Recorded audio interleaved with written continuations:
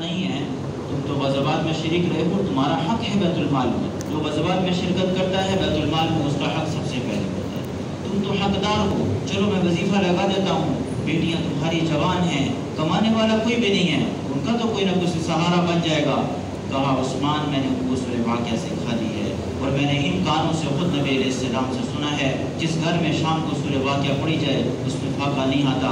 عثمان مجھے تمہاری ذات سے، تمہاری مملکت سے، تمہاری مال و دولت سے نبی علیہ السلام کے فرمان پر زیادہ یقین ہے، لہذا میرا یقین خراب نہ کرو، میرا یقین خراب نہ کرو، تیمارداری والے بھی یقین خرید رہے ہیں، چلے جائیں، ایسے نہیں آپ علیہ السلام پیچھے کھڑا کرتے، ہمارا یقین نہ خراب کرو، ایمان نہ لے کے جاؤ یہاں سے، ہمیں یقین نہیں ہے اصل۔ نبی علیہ السلام نے فرمایا یہ بات وہ چل رہی تھی، یقین نہ ہونے کی وجہ سے میں یقین سمجھانے کے لیے آپ کو ادھر لے کر آیا تھا، اصل موضوع وہی ہے جہاں میں واپس جاؤں، کہ لوگوں کے اندر خرابی آنا فساد پیدا کرتا ہے اور معاشرے کے اندر نحوست کو برپا کرتا ہے اور معاشرے کو تباہ کر دیتا ہے، اور آج کوئی گھر اس سے محفوظ نہیں، اللہ سب کی حفاظت کرے۔ اس لیے نبی علیہ السلام نے پہلا کام جو کیا وہاں پر آنے کے بعد لوگوں کو کہا اللہ سے ڈرو، بس اللہ سے ڈرنے کا مطلب کیا ہے؟ گناہ سے بچو۔ کیا مطلب میں نے بتایا؟ گناہ سے بچو۔ تقویٰ کی تعریف یہ ہے کہ گناہ سے بچ جاؤ، وہ گھر آزاد ہو جائے گا، وہاں لڑائی نہیں ہوگی جہاں گناہ نہ ہو، اور جہاں گناہ ہوگا وہاں لڑائی ضرور ہوگی۔ اس کے لیے کوئی ضرورت نہیں کہ لڑائی کے لیے نقشہ بنایا جائے، وہاں بہانہ ایسا بنے گا جیسے میں نے مثالیں دی، اس نے ایسے کہا، ایسے بولا، ایسے کیا، یہ لڑائی ہے بس ختم۔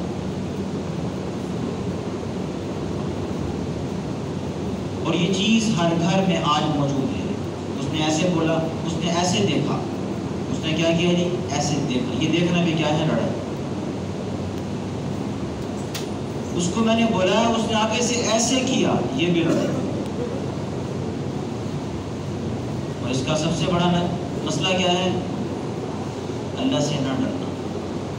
اس نے جیسے بھی دیکھا، اس نے جیسے بھی بولا، اس نے جیسے بھی سنا، کوئی بات نہیں، لڑائی ختم ہوگی نا لڑائی، کوئی بات نہیں۔ لیکن یہ کوئی بات نہیں کوئی نہیں کہتا، کیا کہتے ہیں؟ اچھا اس نے ایسے کیا، بس یہ شروع ہو گیا۔ اب جو دو آدمی اس کی صلح کے لیے جائیں گے وہ بھی کیا کریں گے؟ وہ بھی کہیں گے چلو ہم بھی کوئی نہ کوئی اپنا بیچ میں، اب وہ بھی آ کر کیا کریں گے؟ ان کا مقصود اصلاح نہیں ہوتا، ان کا مقصود آپس میں صلح نہیں ہوتی، کیا مقصود ہوتا ہے؟ اپنا آپ بڑا بنا کر پیش کرنا کہ میں بڑا، بس جو میں کہہ رہا ہوں وہ ٹھیک ہے، تم نے میری بات ماننی ہے۔ یہ سب سے بڑی غلطی ہے۔ بس اوقات ایسا ہوتا ہے، ایک آدمی بات ہی نہیں مانتا، آپ دو آدمی کی صلح کروا رہے ہیں، ایک آدمی پکا ہو جاتا ہے کہ میں نہیں مانتا، ایسا ہوتا ہے۔ وہاں پر قرآن نے کہا ہے، قرآن خود کہتا ہے اگر کوئی آدمی ایسا ہو کہ وہ اس بات پر اڑ جائے، وہ بات نہ مانے، کہا اس کو چھوڑ دو، اکیلا چھوڑ، سارے الگ کی طرف ہو جاؤ۔ کس کے ساتھ ہو جاؤ؟ جو بات مانتا ہے، جو بات مانتا ہے سارے اس کے ساتھ مل جائیں۔ جب اس کے ساتھ سب مل جائیں گے، جب وہ تنہا رہ جائے گا، اس کو خود بات ماننی پڑے گی، بات بن جائے گی۔ بات بنتی کیوں نہیں ہے کہ ہم دونوں کو لے کے چلتے ہیں، یار اس کی بھی تو سنو، بھائی وہ تو سنتا ہی نہیں، اس کی کیا سنو؟ اس کی سنو جو سنتا ہے، اور اس سے فائدہ کیا ہوگا؟ آپس میں صلح ہو جائے گی، اور صلح کا ہونا معاشرے کے اندر خیر کو اتارنے کا سب سے بڑا ذریعہ ہے، اور آپس کا فساد معاشرے کو تباہ کرنے کا سب سے بڑا ذریعہ ہے۔ احکامات شرعیہ میں شراب پینا حرام ہے، شراب پینا، سور کھانا بھی حرام ہے، مردار کو کھانا بھی حرام ہے، لیکن قرآن مجید میں اللہ نے فرمایا ہے فَمَنِ اسْتُرَّ غَيْرَ بَاغٍ وَلَا عَادٍ فَلَا إِثْمَ عَلَيْهِ۔ اگر کوئی آدمی اس حالت کو پہنچ جائے، اس سطح تک پہنچ جائے کہ اب اس کو موت نظر آنے لگے اور پینے میں سوائے شراب کے کوئی چیز موجود نہ ہو، ٹین اور کھانے میں سوائے سور اور مردار کے کچھ نہ ہو، اب اس کے لیے اجازت ہے کہ یہ اپنی جان کو بچانے کے لیے اگر چاہے تو شراب پی سکتا ہے، سور کھا سکتا ہے، مردار کھا سکتا ہے۔ کس کے لیے؟ جان کو بچانے کے لیے۔ لیکن آپس کا جھگڑا کوئی آدمی مر بھی رہا ہو اس وقت میں بھی جائز نہیں ہے۔ مر جانا ٹھیک ہے، جھگڑا ٹھیک ہے۔ آپ علیہ السلام کے بارے میں یہ روایت میں آتا ہے اللہ نے آپ کو حافظہ صلاحیتیں ایسی عطا کی تھی کہ کائنات میں کسی کو نہیں ملی، نہ پہلے کسی کو دی گئی نہ بعد میں۔ سطح کتنی تھی اس کا میں نہیں بیان کرتا، مختلف لوگوں نے بیان بھی کیا لیکن اس کی کوئی صحیح روایت نہیں، لیکن یہ طے شدہ ہے آپ سے زیادہ حافظہ، آپ سے زیادہ صلاحیتیں کسی کو نہیں ملی، کائنات میں کسی کو نہیں ملی۔ کائنات کا مطلب کیا ہے؟ نہ انسانوں میں ملی، نہ جنات میں ملی، نہ فرشتوں میں ملی، کسی مخلوق کو وہ صلاحیتیں، وہ استعدادیں، وہ قوت حافظہ نہیں عطا کیا گیا جو آپ علیہ السلام کو کیا۔ اب مشرکین مکہ جو کر رہے ہیں پہلے آپ سنتے چلیں، ننگے طواف کر رہے ہیں، عورتوں کے ساتھ زندہ درگور کرنے کا ظلم کر رہے ہیں کہ نہیں؟ یہ کہ کر رہے ہیں کہ نہیں؟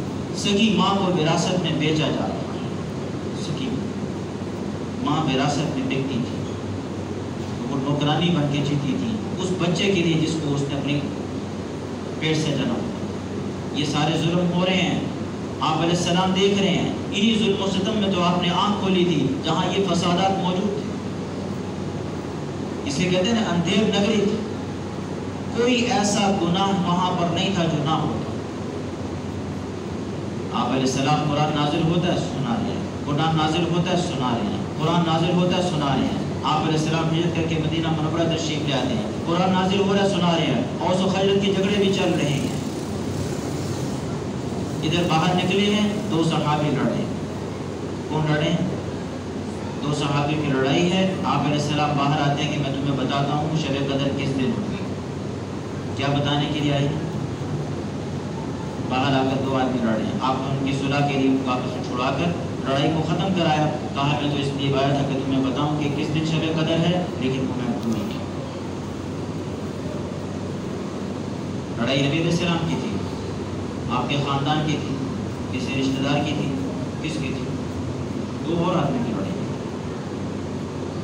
کہا یہ جھگڑا ایسی منحوس چیز ہے کہ اس کا اثر پورے معاشرے پہ پڑتا ہے، گھر پر بھی رہتا، پورے خاندان میں نظر آئے گا، پورے معاشرے میں نظر آئے گا، پوری مملکت میں اس کے اثرات نظر آئیں گے۔ یہ ایسی منحوس چیز ہے،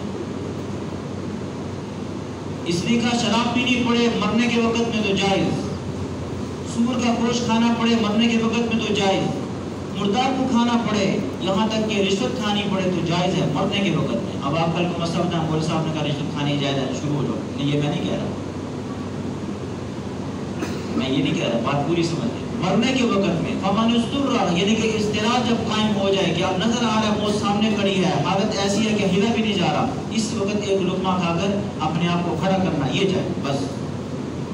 اور یہ بھی جائز ہے، حکم نہیں ہے۔ کوئی آدمی اس کو نہ اپنائے اور مر جائے، اس کے لیے اس کو کیا کہتے ہیں خودکشی، خودکشی نہیں کہا جائے گا، اس کو اعلیٰ پیمانے پر زندگی کے اعتبار سے تقویٰ کہا جائے گا کہ اس نے حرام کو مرنے کے وقت میں بھی نہیں اپنایا، شہادت کی موت کی شہادت ملے گا۔ کوئی چاہے تو وہ بھی کر سکتا کہ میں شہید ہو جاؤں گا لیکن حرام نہیں کھاؤں گا، تو اس کو شہادت ملے گی۔ لیکن کیونکہ ایمان کی سطح بسا اوقات ایسی نہیں ہوتی، کوئی بات نہیں، اس پر چلا جائے۔ ابو بکر صدیق کی وہ سطح تھی، ایک لقمہ مشکوک چلا گیا تھا، یقین نہیں ہے کہ حرام ہے، آج تک کوئی ثابت نہیں کر سکا کہ وہ حرام ہے۔ غلام ان کے پاس پہلے جایا کرتا تھا، وہ منتر وغیرہ سیکھا کرتا تھا، سکھاتا تھا، کبھی ملنے گیا تو انہوں نے کچھ دیا، جاؤ لے جاؤ، وہ لے کے آ گیا، لا کر پیش کیا۔ کئی دن سے کچھ نہیں کھایا تھا، 2-3 دن گزر چکے تھے، کمر بھی چک گئی تھی، ایک لقمہ اندر گیا تو پوچھا بھائی دیا کتوں ہے؟ ایسے خیال آ گیا، جب بھوک زیادہ تھی خیال نہیں آیا، فوراً منہ میں ڈالا، ادھر ڈالنے کی دیر تھی کہ آیا فوراً خیال، وہی پتہ نہیں کہاں سے لے کر آئے، کہاں سے لائے ہو؟ وہ فلاں لوگوں کے پاس میں جایا کرتا تھا پہلے زمانہ جاہلیت میں، ایسے میرا بزرگ ہوا، انہوں نے مجھے کچھ دیا، میں لایا، آپ بھوک سے تھے، میں نے آپ کو دے رہا ہوں۔ اب اس کو باہر نکال رہے ہیں، کیا کر رہے ہیں؟ اب یہاں پر استرار ہے، جائز ہے، لیکن صدیق صدیق ہے، اس نے کہا میں جان دے دوں گا لیکن اس کو نہیں چھوڑوں۔ عمر نے بھی کہا، دوسرے صحابہ نے بھی کہا کہ صدیق کیا ہے، کوئی بات نہیں، تم نے کون سا ایسے وقت میں کہا، وہ یہ کون سا حرام یقینی ہے، کیا پتہ حلال ہو؟ کہا نہیں، کہا تم مر جاؤ گے اگر ایسا کرو گے۔ کہا عمر اگر یہ میری جان کے ساتھ میں لقمہ نکلے گا تو میں اس کو نکال کے چھوڑوں، میں نہیں چھوڑوں۔ یہ ہے اعلیٰ پیمان، اس کی بھی اجازت ہے لیکن اس کے لیے ایسا ایمان چاہیے جو صدیق کے پاس تھا۔ اگر کسی کو اللہ دے تو بہت اچھی بات ہے، لیکن جھگڑا اس صورت میں بھی جائز نہیں۔ قومیں ہلاک ہو رہی ہوں، نسلیں تباہ ہو رہی ہوں، جھگڑا جائز نہیں ہے۔ فساد کی صورت کو بنانا بھی جائز نہیں، علماء نے لکھا صورت کو۔ میں یہاں پڑھ رہا تھا عجیب مسئلہ، حالانکہ مسئلے کا کوئی تعلق نہیں ہے، مثال کے اعتبار سے وہاں بیان کیا کہ اب عید کی نماز ہے نا، عید کی نماز ہجوم زیادہ ہوتا ہے، رش کافی زیادہ ہوتا ہے، اگر امام سے غلطی ہو جائے اور وہ غلطی ایسی ہو جس پہ سیدہ صاحب واجب ہوتا ہے، فتویٰ یہ ہے کہ نہیں کرنا۔ فتویٰ کیا ہے سیدہ صاحب؟ کیوں؟ مجمع زیادہ ہے، انتشار ہو جائے گا، کوئی کہے گا کہ سلام پھیرنے کے لیے تکبیر کے لیے، کوئی کہے گا نماز ختم ہو گئی ہے، کیونکہ عید کی نماز عام نمازوں سے تھوڑی سی لوگ سمجھیں گے کہ یہ مختلف انداز ہے اس لیے ایسے ہو رہا ہے، حقیقت میں سیدہ صاحب ہو رہا ہوگا۔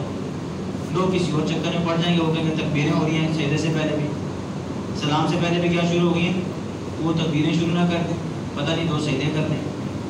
تو وہاں فقہا نے لکھا ہے کہ سیدہ صاحب نہیں کرنا، کیا ہے انتشار، حالانکہ یہ لڑائی نہیں ہے، یہ لڑائی ہے، نماز میں انتشار کا خطرہ ہے، سیدہ صاحب نہیں کرنا، غلطی ہوئی ہے کوئی بات، سیدہ صاحب۔ اسلام اتنا محفوظ کرتا ہے مسائل اور احکامات تک کے اندر انتشار سے بچنے کے لیے۔